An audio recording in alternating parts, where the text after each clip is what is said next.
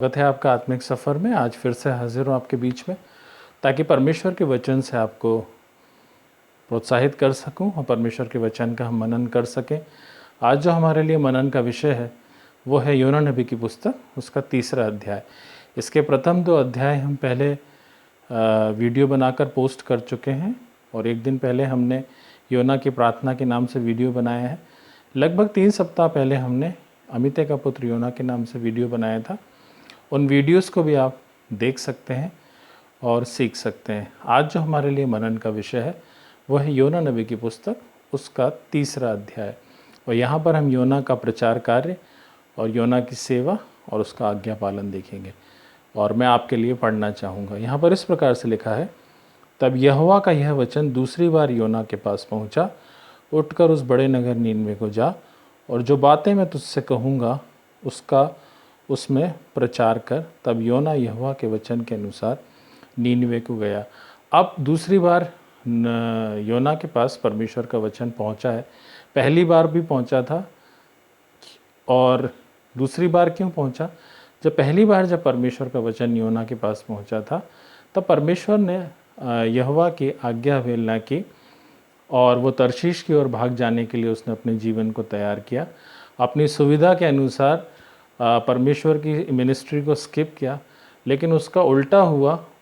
वो परमेश्वर के सामने से भाग नहीं सका। उल्टा उसने अपने कार्यों के द्वारा अपने आप को मछली के पेट में डलवा दिया।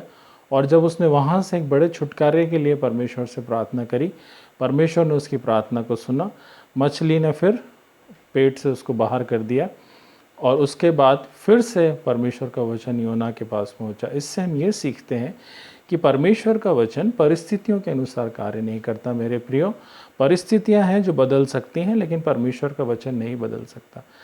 और परमेश्वर के वचन में लिखा है, उसने अपने हथेली पे हमारा चित्र खींचा हुआ है और उसने हमें नाम लेकर के बुलाया हुआ है और जगत की उत्पत्ति से पहले उसने हमारे लिए कार्यों को सोचा हुआ है। और जैसा परमेश्वर ने हमारे जीवन के लिए सोचा है, यदि वैसा हम अपने जीवन में नहीं करते हैं तो हम बहुत सारी परिस्थितियों में फंसते हैं और हमें हमारे जीने का सही उद्देश्य पता नहीं होता है और बहुत सारे कन्फ्यूजन्स हमारी लाइफ में आते हैं और हम सच्ची आत्मिकता में परमेश्वर के वचन को लेकर आगे नहीं बढ़ पाते हैं। हमें ज़रूरत है कि परमेश्वर ने जो कार्य हमारे जीवन के लिए दिए हैं उन्हें हम जानें और जैसा परमेश्वर हमारे जीवन से चाहता है उस प्रकार से हम अपने जीवन में परमेश्वर के वचन को रिस्पॉन्ड कर सकें और अपने जीवन में आशीषों में सहभागी हों, जैसा कि योना ने फिर किया। अपने उस ज़िंदगी से और अपनी उन बातों से उसने तौबा की और परमेश्वर का वचन जब दूसरी बार पहुंचा, 7वें अपने जीवन में लिखा। और 3रे पद में ऐसा लिखा है, यहोवा के वचन के अनुसार नीनवे को गया। अब उसके पास नीनवे में जाने के बाद उसका कोई प्रोस्पेक्ट नहीं बचा था। वो अपने प्रोस्पेक्ट से वहाँ नहीं गया, लेकिन जो परमेश्वर चाहता था उस कार्य को करने के लिए वो नीनवे को गया। वैसे ही हमारा और आपका जीवन है। इस जीवन में जब परमेश्वर ने हमें जीवन दिया है, अपना उद्धार दिया है, अपने नाम को हमारे जीवन में प्रकट किया है, तो जो दर्शन और जो योजना परमेश्वर की हमारे लिए जीवन के लिए है, हमें उस प्रोस्पेक्ट से अपने जीवन में आगे बढ़ना है और लोगों के बीच में जाना है। और जब हम उस सोच के अनुसार, उस दर्शन के अनुसार, उस योजना के अनुसार, उस बुलाहट के अनुसार अपने जीवन में, अपनी सेवा में, अपने कार्य में आगे नहीं बढ़ते हैं, हम अपनी जीवन में उन आशीषों को नहीं पा पाते हैं जो आशीषें परमेश्वर हमें हमारे जीवन से देना चाहता है। हमेशा ध्यान रखें, यदि आप अपने जीवन में परमेश्वर की योजना में सहभागी होना चाहते हैं, परमेश्वर के वचन में सहभागी होना चाहते हैं, अपने जीवन में आशीष पाना चाहते हैं, तो अपनी उस बुलाहट को ज़रूर पहचानिए जिस बुलाहट के लिए आप बुलाए गए हैं। जैसा कि पौलुस इफिसियों की पत्री उसका 4था अध्याय उसके पहले वचन में कहते हैं कि जिस बुलाहट के लिए तुम बुलाए गए हो उसके योग्य अपने जीवन में चाल चलो। हमें हमारी चाल की तरफ भी ध्यान देना है कि हम अपने जीवन में किस रीति से आगे बढ़ सकते हैं। इस यहाँ पर योना जो है यहोवा का वचन लेकर नीनवे की ओर गया और नीनवे जो कि 3 दिन का शहर था और पहले दिन की यात्रा में योना ने बड़े ज़ोर से इस बात का प्रचार किया कि 40 दिन के बाद नीनवे जो है उलट दिया जाएगा। और यही वो बात थी उसके विरोध में करने के लिए यहोवा परमेश्वर ने योना को बोला था। और जब योना ने इस बात को वहाँ प्रचारित किया तो जय के उद्घोष के साथ परमेश्वर के वचन को उसने वहाँ पर बांटा। परमेश्वर का वचन जो है हर एक पाप के खिलाफ, हर एक उन कुटिलताओं के खिलाफ, उन बुराइयों के खिलाफ बड़ा ही प्रखर और उद्घोष अंदाज में सुनाया जाता है। हम चुपचाप से परमेश्वर का वचन नहीं सुना सकते। और परमेश्वर का वचन एक उस हथौड़े के समान है जिसे हमें पाप के ऊपर चोट करने की आवश्यकता है। हम शुगर कोटेड मैसेजेस के द्वारा लोगों के जीवन को नहीं जीत सकते। हम अपने कान की खुजली के अनुसार दिए गए संदेशों से अपने आत्मिक जीवन में बदलाव नहीं पा सकते।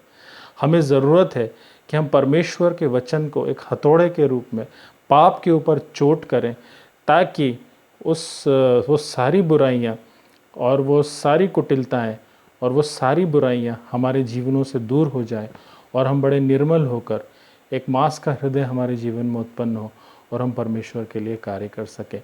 नीनवे 40 दिन के बाद उलट दिया जाएगा, बड़े स्पष्ट रूप में योना ने वहाँ बताया। जब प्रभु यीशु मसीह ने अपने सेवा कार्य को शुरू किया तो उन्होंने बड़े ज़ोर से प्रचारित किया, मन फिरा लो क्योंकि स्वर्ग का राज्य निकट आ गया है। और यूहन्ना बपतिस्मा देने वाला मत्ती रचित सुसमाचार उसके 3 अध्याय में बोलता है, हे सांप के बच्चों, तुम्हें किसने चेता दिया कि तुम अपने जीवन में अपनी चाल को बदल डालो। यहाँ पे अगर हम पढ़ेंगे तो यहाँ पर इस प्रकार से लिखा है, हे सांप के बच्चों, तुम्हें किसने जता दिया कि आने वाले क्रोध से भागो। अगर सही वचन हम पढ़ें तो फिर उसके बाद 10वें पद में लिखा है, अब कुल्हाड़ा पेड़ों की जड़ पर रखा हुआ है, इसलिए जो पेड़ अच्छा फल नहीं लाएगा वो काटा और आग में झोंक दिया जाएगा। सीधी बात है, सीधा स्ट्रेट फॉरवर्ड मैसेजेस है। और हमें पाप के ऊपर परमेश्वर के वचन को उस हथौड़े के समान चोट करना है, जैसा कि प्रभु अपने दास और दासियों के द्वारा आदि से लेके अब तक करता आया है। यशायाह नबी के पुस्तक में लिखा है, उठ और बड़ी जोर से चिल्लाकर याकूब के घराने को उसका अपराध जता दे। और परमेश्वर हमारे जीवन में यदि बदलाव लाता है तो अपने वचन को बड़े वेग के साथ और जय के उद्घोष के साथ भेजता है, देता है, ताकि हम अपने जीवन में बड़े बदलाव को पा सकें और परमेश्वर का वचन बड़ी सामर्थ्य के साथ सुनाया जा सके और बड़ी सामर्थ्य के साथ परमेश्वर का वचन कार्य कर सके। जब योना ने अपने जीवन में, अपने लाइफ में परमेश्वर के प्रोस्पेक्ट को अपने जीवन में लिया और जो बात परमेश्वर योना के द्वारा नीनवे में बताना चाहता था बताया, तो राजा से लेके रंग तक और सभी लोगों ने बड़ा शोक किया, राख मली, टाट ओढ़ा, अपने को दीनहीन किया। यहाँ तक कि छोटे छोटे बच्चे और जानवरों ने भी उपवास किया, उनको भी कुछ खाने के लिए नहीं दिया और परमेश्वर के आगे बड़े दुहाई से वो चिल्लाने लगे। एक बड़ा शोक उन्होंने अपने जीवन में किया और जो गलतियाँ और जो पाप वो अपने जीवन में कर रहे थे उनसे अपने मन को फिराने के लिए उन्होंने अपने आप को जितना नीचे जा सकते थे किया और अपने आप को उस शोक में लेकर के आए, जो शोक परमेश्वर, जो बदलाव परमेश्वर उनके मनों में उस समय में देखना चाहता था। 2 कुरिन्थियों उसका 7वां अध्याय उसका 10वें पद में लिखा है, क्योंकि परमेश्वर भक्ति का शोक ऐसा पश्चाताप उत्पन्न करता है जिसका परिणाम उद्धार है और फिर उसे पछताना नहीं पड़ता। यदि सचमुच में हम जब परमेश्वर के उस शोक में आते हैं, उस भक्ति में आते हैं, जब हम शोक करते हैं, परमेश्वर के आगे अपने किए गए पापों से पछताते हैं और अपनी अवस्था को पूरी उसके आगे सौंप देते हैं, तो फिर हमें पछताना नहीं पड़ता, क्योंकि परमेश्वर हमें उद्धार प्रदान करता है। और नीनवे के लोगों ने भी अपने आप को बड़े दीनता और विनम्रता के साथ परमेश्वर के आगे पूरा का पूरा सरेंडर कर दिया और वे जानते थे कि हमारी कुटिलता के कारण, हमारे पापों के कारण, हमारी बुराई के कारण परमेश्वर का फरमान जारी हो चुका है कि नीनवे अब उलट दिया जाएगा। मेरे प्रियो, आज भी हमें आवश्यकता है ऐसे संदेशों की कि हम बुराई के ऊपर परमेश्वर के वचन के हथौड़े से चोट कर सकें और बड़े जय के उद्घोष के साथ ये बता सकें कि अभी भी मौका है, अभी भी अवसर है। हम बड़े सच्चे पश्चाताप के साथ परमेश्वर के नज़दीकी में आ सकें, क्योंकि यदि हम परमेश्वर के नज़दीकी में नहीं आएंगे तो हमारा सत्यानाश होगा और हम परमेश्वर के पास फिर कभी नहीं आ सकेंगे।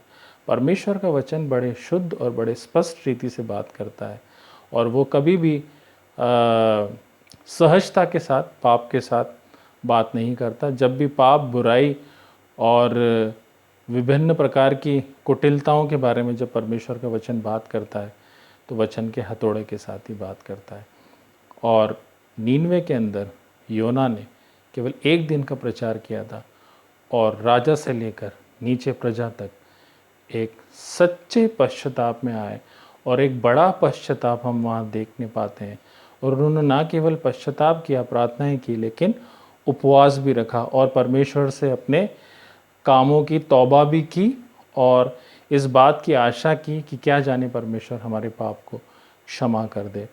और 10वें पद में जब हम पढ़ते हैं, जब परमेश्वर ने उनके कामों को देखा कि वे कुमार्ग से फिर रहे हैं, तब परमेश्वर ने अपनी इच्छा बदल दी और उनकी जो हानि करने की ठानी थी उसको ना किया। आपको पता है परमेश्वर हमसे प्यार करता है क्योंकि हम उसकी क्रिएशन है। और जब हम उसके पास आते हैं, जब हम अपने आप को मान लेते हैं कि हम अपराधी हैं, परमेश्वर हम पर दया कर, स्वामी हम पर दया कर, और जब हम अपनी हालतें बयां उसके आगे करते हैं, परमेश्वर हमें फिर से नया करता है, परमेश्वर फिर से हमें माफ़ करता है और परमेश्वर फिर से अपनी शरण हमें देना चाहता है। वही नीनवे के लोगों के लिए परमेश्वर ने किया। इतनी बड़ी पब्लिक थी, बड़ा शहर था, बहुत सारे लोग थे और परमेश्वर चाहता था इसमें से एक भी नाश ना हो। परमेश्वर आज भी यही चाहता है। पतरस की पत्री में परमेश्वर कहते हैं, परमेश्वर का वचन कहता है कि उसकी यही इच्छा है कि प्रत्येक व्यक्ति को यह अवसर दिया जाए कि वो अपने जीवन को बदल डाले और सच्चे उद्धार को प्राप्त कर सके। ऐसी बातें भी मैं आपको बताता रहूँगा। मिलते हैं नेक्स्ट वीडियो में, तब तक के लिए जय मसीह की।